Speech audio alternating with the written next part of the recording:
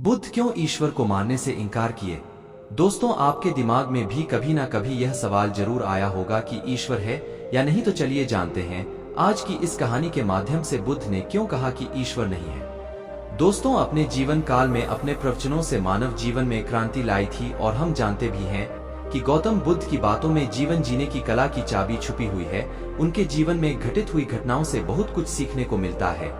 ऐसे ही एक घटना के बारे में आज मैं आपको बताऊंगा कि समय में एक सवाल उनसे अक्सर पूछा जाता था कि ईश्वर है या नहीं, और हर बार बुद्ध एक अलग जवाब देते थे। ईश्वर के बारे में पूछा गया यह सवाल आज भी पहेली है और बुद्ध के समय में भी पहेली ही था। लोगों ने यह सवाल कई बार बुद्ध से पूछा, लेकिन बुद्ध कभी भी इसका सही जवाब नहीं दिए।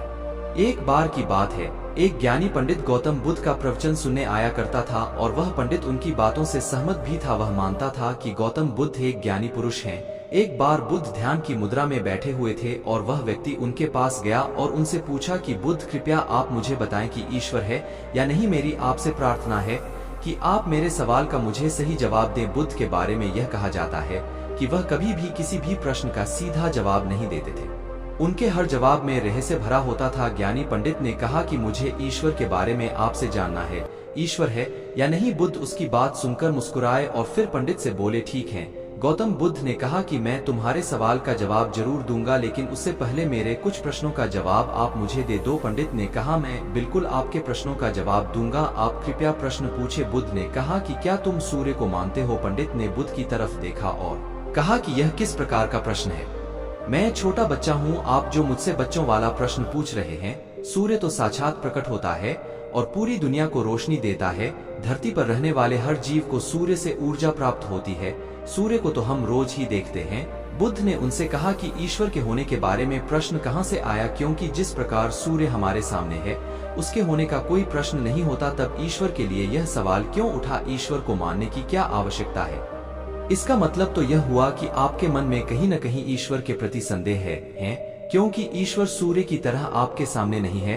आप ईश्वर को भी बुद्धि से ढूंढने के लिए निकले हो और बुद्धि केवल उन्हीं बातों को मानती है जो उसके सामने दिखाई देता है, और ईश्वर कभी भी आपको प्रत्यक्ष रूप में सामने दिखाई नहीं देगा। अगर दिख जाए तो वह ईश्वर नहीं होगा। गौतम बुद्ध ने कहा कि तुम ईश्वर को मानते हो या नहीं। असल में यह प्रश्न ही गलत है और गलत प्रश्न का सही उत्तर कैसे दिया जा सकता है।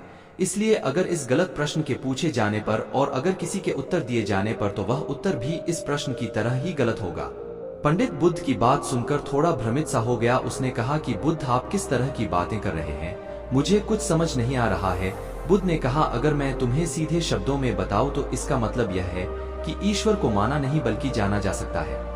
अगर तुम मुझसे यह प्रश्न करते कि मैं ईश्वर को जानना चाहता हूं तो मैं तुम्हारी मदद कर सकता था, और जिस दिन तुम ईश्वर को जान जाओगे उस ईश्वर की व्याख्या तुम सीधे कभी नहीं कर पाओगे। लेकिन लोगों को ईश्वर के दर्शनों का स्वाद चखने में मदद जरूर कर सकते हो। तुम कभी अपना अनुभव किसी को दे नहीं सकते हो, लेकिन किसी को अनुभव कराने में सहायता जरूर कर सकते हो। दोस्तों, आपने बुद्ध के जीवन की कितनी कहानियां किससे सुने होंगे। वहां आपने देखा होगा कि बुद्ध ने कभी भी ईश्वर के बारे में स्पष्ट नहीं कहा और इसकी वजह से कई बार बुद्ध के ऊपर उंगलियां भी उठी। लोगों ने यहाँ तक कहा कि बुद्ध कुछ भी नहीं जानते, क्योंकि बुद्ध इस तरह के प्रश्नों का ठीक से उत्तर कभी नहीं देते थे।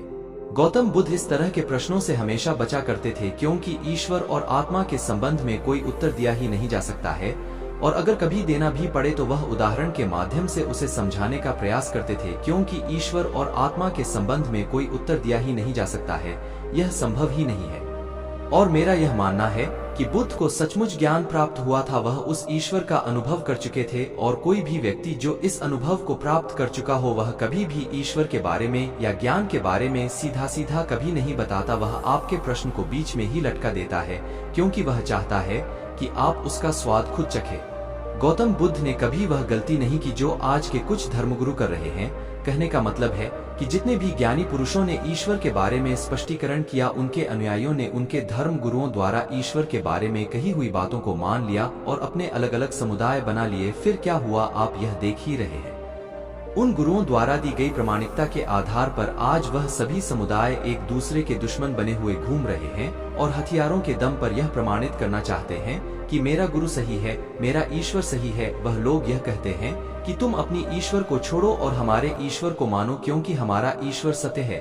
अगर कोई व्यक्ति ईश्वर की सीधी व्याख्या कर देगा तो अज्ञानियों की भीड़ उसकी बातों को मान लेगी, वह भी ईश्वर का अनुभव कभी नहीं करेगी। वह भीड़ तो केवल आपकी कही गई बातों के आधार पर किताबें लिख देगी और हाथ में तलवार लेकर चल पड़ेगी कि हम अपने समुदाय को बढ़ाएंगे, अपने धर्म को बढ़ाएंगे, प्रचार प्रसार करेंगे। शायद बुद्ध इस बात को जानते थे, इसीलिए उन्होंने कई बार ईश्वर के वजूद को भी नकारा। इनकार इसलिए किया कि आपकी प्यास और गहरी हो सके, आप उसको जानने के लिए उतावले हो जाए। अगर बुद्ध ईश्वर के बारे में सीधे सीधे कह दे तो भीड़ आसानी से उनकी बात मान जाएगी। और ऐसे ही हमने धरती पर न जाने कितने ही ईश्वर और भगवान को जन्म दे दिया है। ऐसा लगता है कि ईश्वर ने मनुष्य को नहीं बनाया, बल्कि मनुष्य ने ईश्वर को पैदा किया है।